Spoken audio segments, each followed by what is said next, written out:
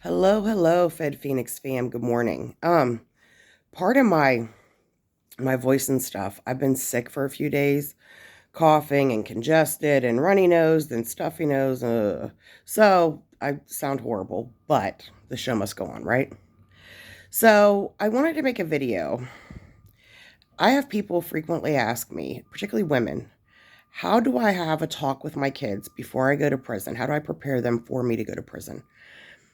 And I have children of my own. And when I went to prison, I think my daughter was 19 and my son was 5. And so my daughter was like out on her own, independent. And my son was still just a little guy.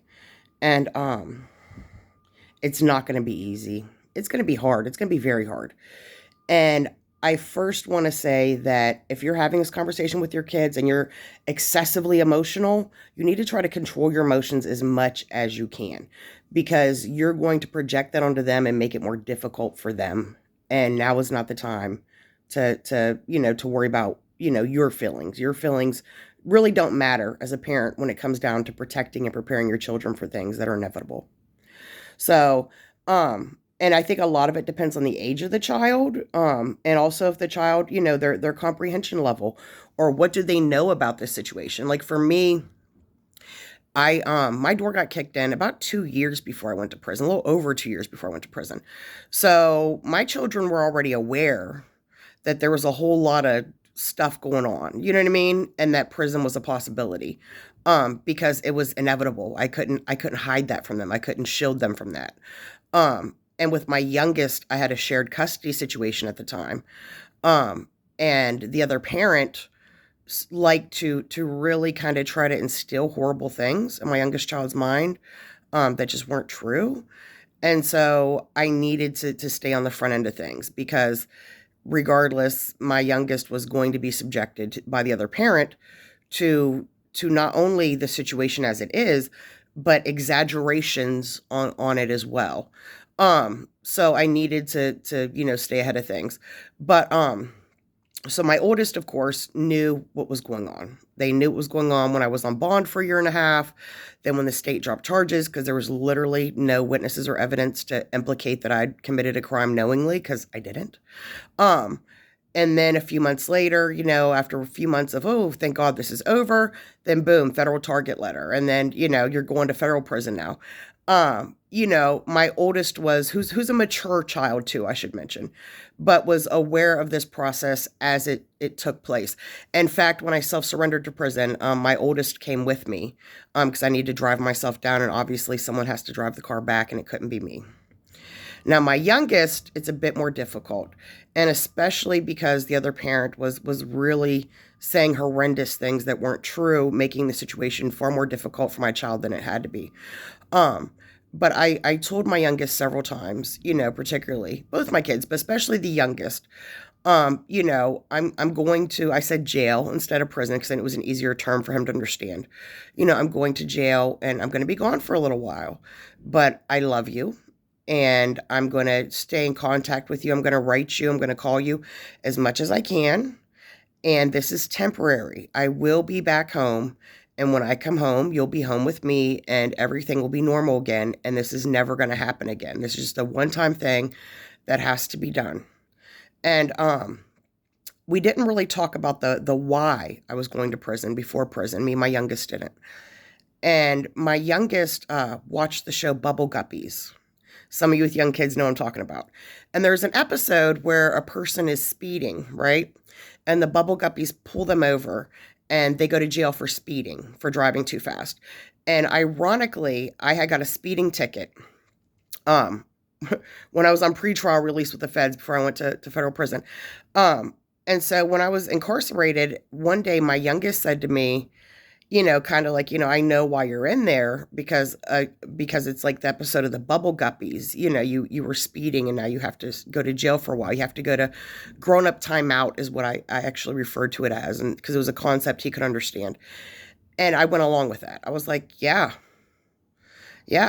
speeding is dangerous and people get hurt, and I did a bad thing and I knew better. And so this is my punishment. And I'm so sorry that I'm not with you. Um, Another thing I did, and I really suggest this, particularly if you have small children, is you can actually buy online little recordable voice boxes, kind of like what they put in the stuffed animals at Build-A-Bear. You can be fancy and go to Build-A-Bear if you want. I did it this way because it was much cheaper, but I went to like my Dollar Tree and got, 4 stuffed animals actually, one for my mother, 2, both my kids, and one for my best friend. And on Walmart.com, I got the little voice recording boxes, right? And I recorded a personal message for each of them that I knew would help them get through me being separated from them. And then I just took, scissors and cut a little hole in the bottom of the stuffed animal, put the voice box in, sewed up the hole, gave it to him before I went to prison. And so, so my youngest, I know with him, as a mom, you know your kids, and you know your kids have different needs, including what they need to hear from you. And so with my youngest, I knew that to him, it really mattered that I was his friend, as random as that is. So, I think my message to him said something along the lines of, hi, mommy loves you. I want you to know I miss you and I'll be home soon. And I can't wait to kiss your little face up. And you're my best friend in the whole world. And I think you can record for like 45 seconds or something. And I think this was a way to kind of buffer that. Another thing you can do if your children do not live at home, or if they're old enough, if they're, let's say, 9, 10 years old enough to read pretty well, is if you have someone who will have access to your children while you're incarcerated, right? Maybe you have a husband taking care of your children, or maybe your mother, or maybe, your family will have access to your child. Before you go to prison, now let's say you're like me, you have a 2-year sentence, but you should be home, in my case, and because of COVID at the time, in 6 months on cares. You still want to, when you're preparing for prison, you want to prepare to do all of your time day for day. Because even though you shouldn't have to do that for various reasons, whether it's good time, whether it's RDAP, whether it's FSAs, CARES is kind of a ship that sailed already, but back then CARES, you want to prepare to do all of your time, because you never know what's going to happen. You never know. And it's better to be overly prepared than not prepared enough. But one thing you can do is before you go to prison, you can get like birthday cards, Christmas cards for your older children. Even for, maybe your parents or, people that you normally would, celebrate these things with, and put gift cards in them, or just get them and write little messages and, pre-address them and pre-stamp them before you go to prison, and put sticky notes on them, send these out, 2 weeks before Christmas 2025, 2 weeks before Christmas 2026. Send this out, 2 weeks before your kid's birthday, or, give it to them, on their birthday. I'm so sick, guys. But so these are things that you can do because you want your presence to still be felt. You don't want your children to feel that you've abandoned them. And particularly with younger kids, it's almost unavoidable to some degree.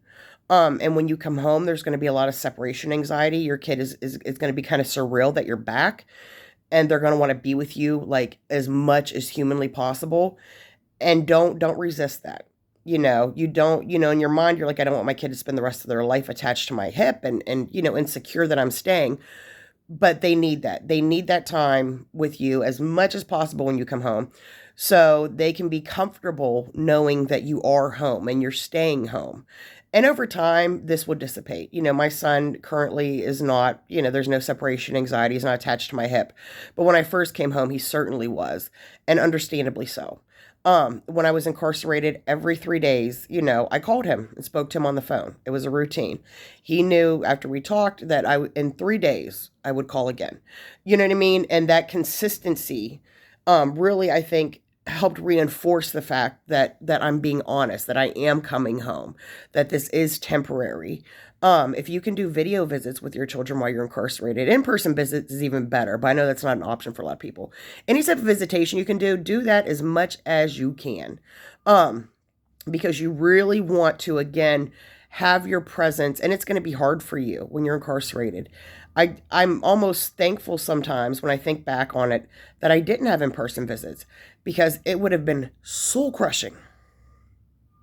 Look at me. You guys know I'm a crybaby. To see my children, after maybe not seeing them for months or a year, and, for a few hours, and then they have to leave and I have to go the other way. And, especially because the youngest would have, I'm sure, wanted me to go with them, and I understood why I couldn't. So it's almost a good thing in some ways that I didn't have in-person visits. When I was incarcerated, some of the women who had children had said that they just kind of went to prison. They didn't really prepare their kids because they didn't know how to, or they were afraid to. Some of the women, there was one lady, she was interesting. But she had been in the military, right? For when her child was younger, she had served some time in the military. And when she would be, um, not home because of her military service, her best friend, who she kind of co-parented with, who helped her with her child, would have her son, right? So when she went to prison, her and her friend had told her son that basically she had been called back into active duty.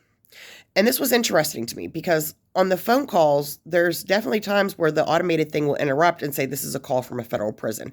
I don't know how you would prevent your child from hearing that, particularly because this was a slightly older child. I want to say her son was like 10 or 11 years old.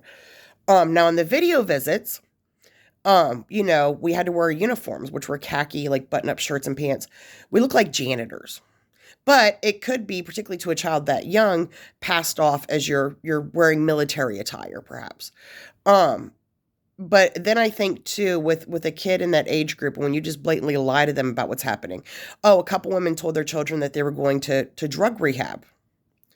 Their kids knew they had some substance abuse issues, and they said, I'm going to a rehab program so I can be a better mom.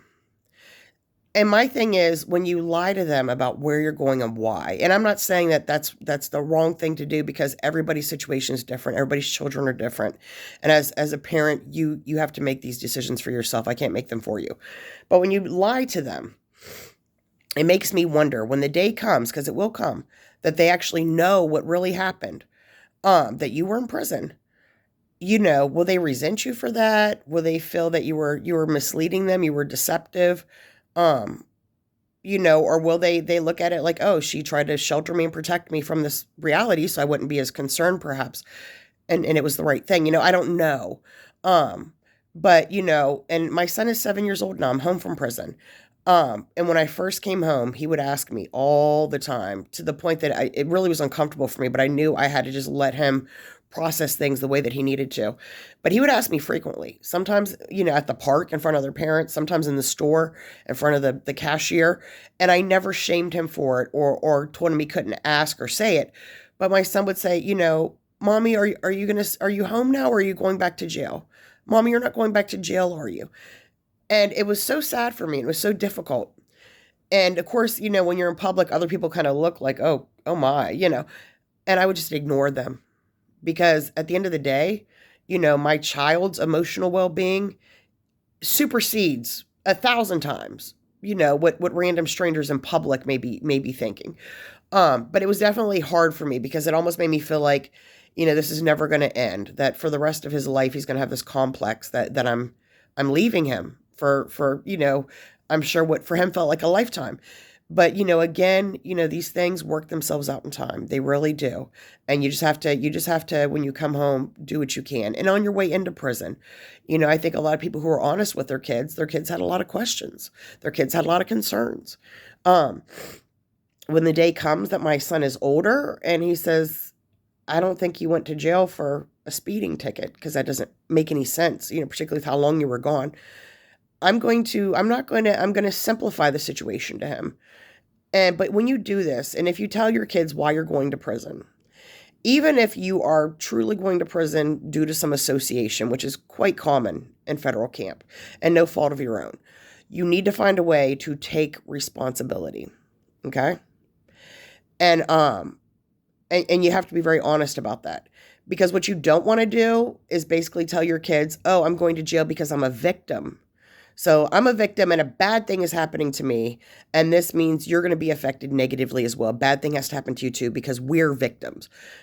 Don't do that, because then you create resentments inside your children that are misplaced, for one, just to protect yourself from any.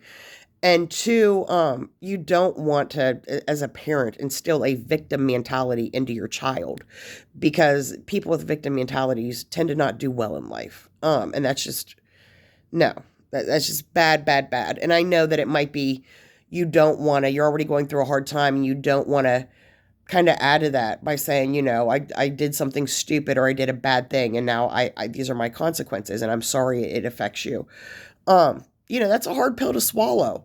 But at the end of the day, you're in this situation. You're going to have to do what you have to do as an adult, to do what is right by your children to the best of your ability. Um, but yeah, and I would say, don't make promises you can't keep. I never told my son, I'm going to call you every 3 days because you may not be able to.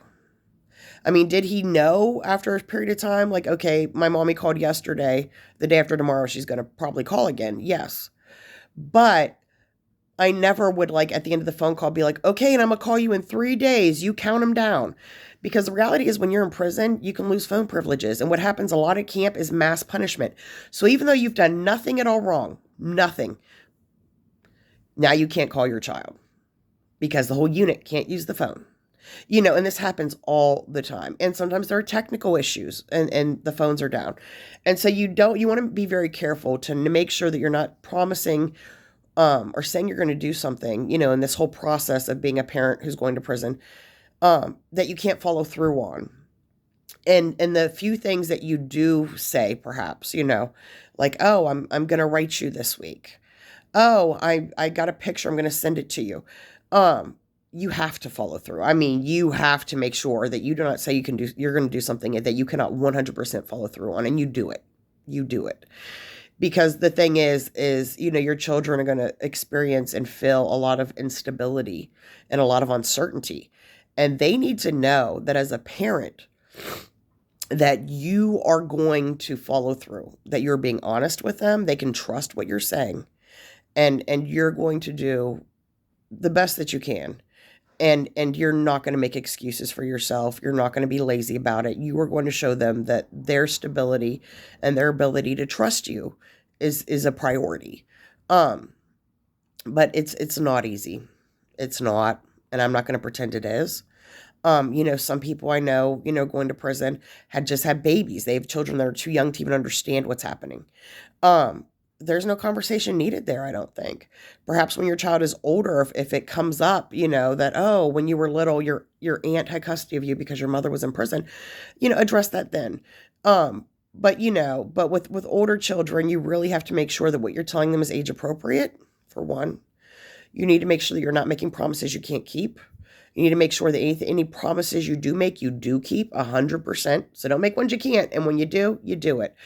And you want to be as honest as possible, in a way that is age appropriate and easy for them to digest and understand. And you want to not portray yourself as a victim. Even if you are a victim, you don't portray yourself as one. You don't, because your child is a victim in the fact that you're incarcerated. And, when you portray yourself as a victim, whether it's true or not, but if you portray yourself as a victim and they're already a real victim of the circumstances, it really kind of fosters and instills in them, a very victim-like mentality. Like, this is normal. This is to be expected. You're a victim. I'm an adult. I'm a victim. We're all victims. You don't want to, that's raising kids who are going to be, who are going to have a lot of weakness and are going to have a lot of insecurities. And that's not okay. That's not okay. You, as a parent, you do what you got to do. But yeah, it's a difficult thing. And like with my oldest, like I said, she was fully aware. So there was no need to reiterate much to her, as things went their course. But with my son, I certainly frequently, probably every few days, maybe, I don't know. But I would remind him leading up to my self-surrender to me going to prison. I would remind him in a way that was kind of neutral. I wouldn't get emotional. I would, control myself. But, I would say, now, we can do this when mommy comes home from jail. He might say, oh, can we go camping? Well, there wasn't time to go camping. And being on pretrial, I certainly couldn't be somewhere where there's no cell phone reception. But I would say, well, when mommy comes home from jail, we can go camping. Or, hey, I just want to remind you, I just want you to know that even though mommy's going to be gone for a little while, you're still my bestest guy. I still love you, so much. And every day I think about you. when I'm at work, when I'm at home, and when I'm in jail, I think about you every single day. And I can't wait to get home. And are you going to be super good while mommy's gone? So when I come home, we can go get ice cream or, whatever. You know, you don't want it to be this subject that you don't touch very much. They don't already have a solid understanding or whatever they can have of what's going on. But you also don't want to make it a weepy, mopey, overwhelming, depressing thing, because your children are going to pick up on that anxiety from you, and they're going to carry it also. You don't want to give that to them. So I would just casually remind and kind of reference the fact that, yeah, I'm going away for a little while, and I don't want to, but I have to, because I did a bad thing. And now I have to go to grown up timeout. Now there are consequences. When we do bad things, we get punished, right? Um, and once this is over and I come home, I'm never going to do a bad thing that can take me away from you again. And I frequently kind of reiterated that, very, very subtly, very casually, because I wanted the small voice in his mind as he was processing and going through this to be, because a lot of times, what is repetitive kind of sticks. I wanted it to be, this is a one-time thing. It is temporary. I'm coming home. I love you. This will never happen again. So that's really kind of, you can buy your kids gifts in advance, I guess, and have somebody to give them to them at certain times. If you have a kid who's a gamer, right? A lot of the people who play video games have like those cards they buy. You can buy, some of those and leave them with someone you trust. And, perhaps, every once in a while, you talk to your kid and they're like, I'm doing this on the game. And, then you talk to your person who has the card you bought and say, hey, go ahead and give him another one of those, tell him I'm really proud that he got to that next level. And, I miss him so much. And, I hope he has fun. You want to try to make your presence as present as it can be in your children's lives while you're incarcerated. If they're old enough to read fairly well, you definitely want to write a lot. In prison, there will be people that you can pay a small amount of commissary to draw pictures.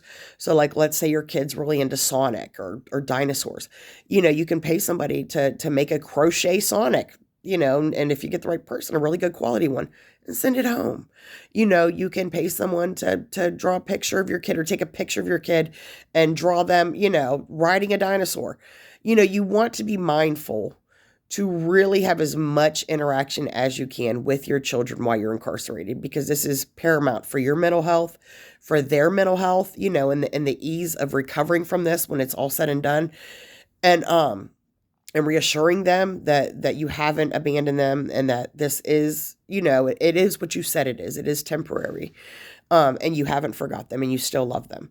And, you really want to emphasize those things through your actions, not just your words. And, it's going to be hard. I mean, shit, you see me getting emotional just thinking about it. It's going to be hard. It's not going to be easy. And probably one of the hardest things about being incarcerated is not being with your children if you're a mother. You guys know I'm a freaking crybaby, right? Like, I don't even know why. I need to get on some freaking mood stabilizers. Like, seriously, I think this is like a post-incarceration syndrome thing. I think because I lived, kind of under high stress for years nonstop, that now that I have like a normal life again, my emotional regulation is like all wonky and out of whack. Like, on a very serious note, I probably should get on some mood stabilizers for a while, perhaps, until perhaps my brain readjusts to life. But yeah, I'm so sorry for you, and I'm so sorry for your kids if you're going through this. But keep in mind that whatever it is, including this very difficult topic, it is just a slice of your life, and you will get through it because you have to. Now, you can tell your kids, this is just a slice of our life. This is temporary. But do not tell them you will get through it because you have to. Because, unless they're adults, that's really not appropriate. And they did nothing wrong. So, and they're suffering. Such a heavy topic. So anyway, if you'd like to donate to the channel, my Cash App and PayPal will be in the description of the video, as well as a link to the merch line if you'd like to get yourself some FedPhoenix merch, maybe a coffee cup or something. You guys know I'm working on my first book. Good Lord. And my email will be in the description as well if you need to reach out to me for any reason. And, this is such a hard topic, but, you will get through it. You will, and they will. And, expect there to be some difficult times. And, if you expect that and you're prepared for that, you're not going to beat yourself up as much, and it's going to be easier to get through them and get beyond them. So, you know, it's going to be okay. It is. So with that, good day, God bless, and I will holler at y'all later.